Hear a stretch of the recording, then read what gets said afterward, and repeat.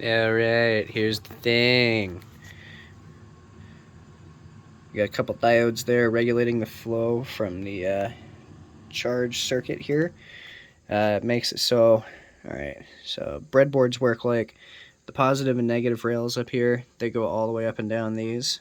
And then all these little side ones that are numbered there, they're disconnected from either rail and they just kind of exist in parallel to each other.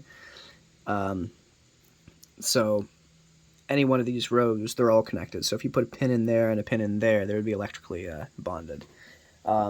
Anyways, you can use this to prototype circuits relatively easily, as you can see. There's a little cell right there, 3.7 volt lithium cell. Negative right there, and positive right there, going into the positive and negative rails on the breadboard. And then from there on the positive side, we've got one going to the switch. That comes back over here to that little rail right there, which then takes it and sends it into the primary of this little transformer thing. That'll take the battery voltage and step it up to like 30,000 volts ish. Anyways, you get all that.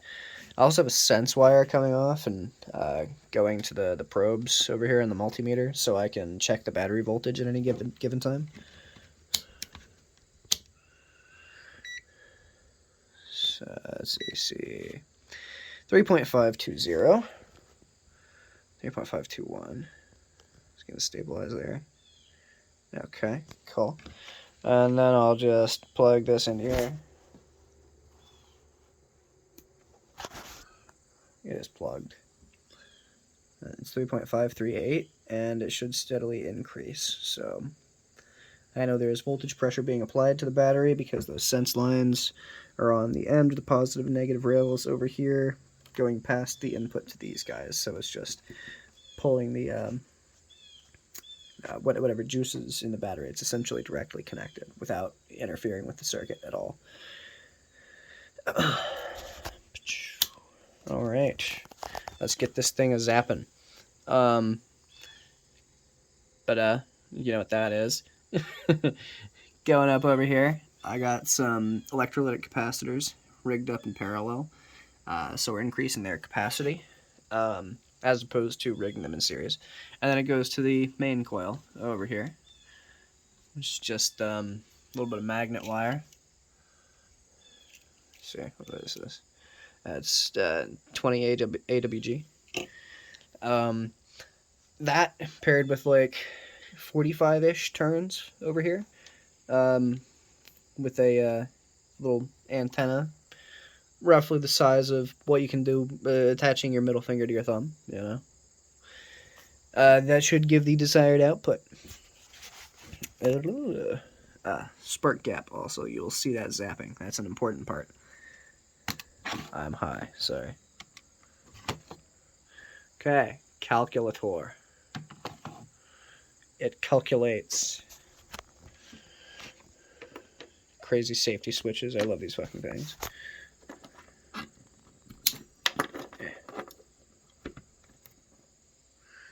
Jesus.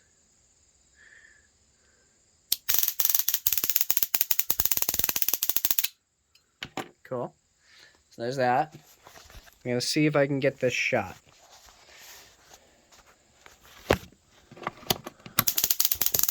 So that's getting off pulses now. See the calculator. Move the calculator over here. Interference turns the numbers off. Random numbers. 3, 0, 9. Whatever. You know, see, it fries it. It interrupts its operation. So that's pretty fucking cool. Just give that a second to cool down. Cool. Battery voltage 3.53. Cool. Still good there.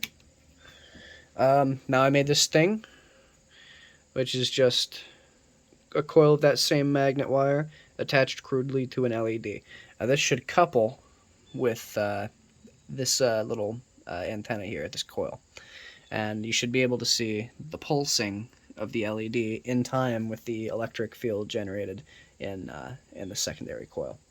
So I'm going to flip this guy on again.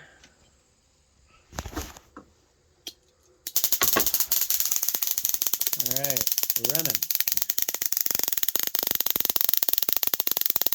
Now you should be able to see how the LED lights up.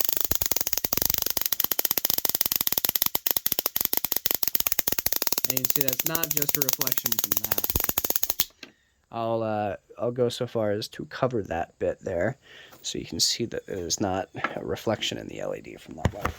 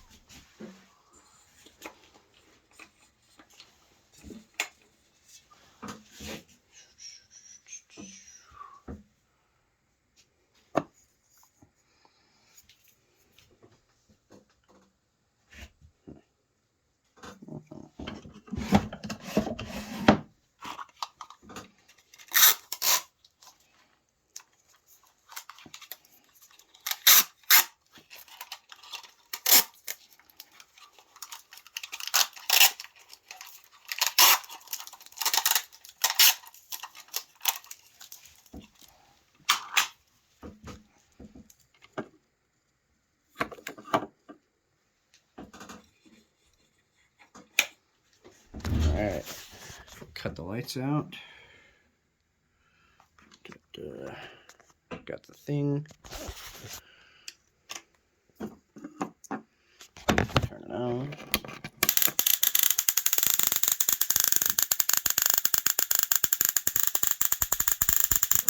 You see it's no longer activated.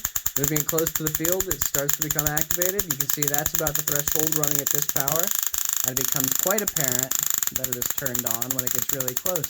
And you can see it pulses with the spark gap over there. Now how cool is that?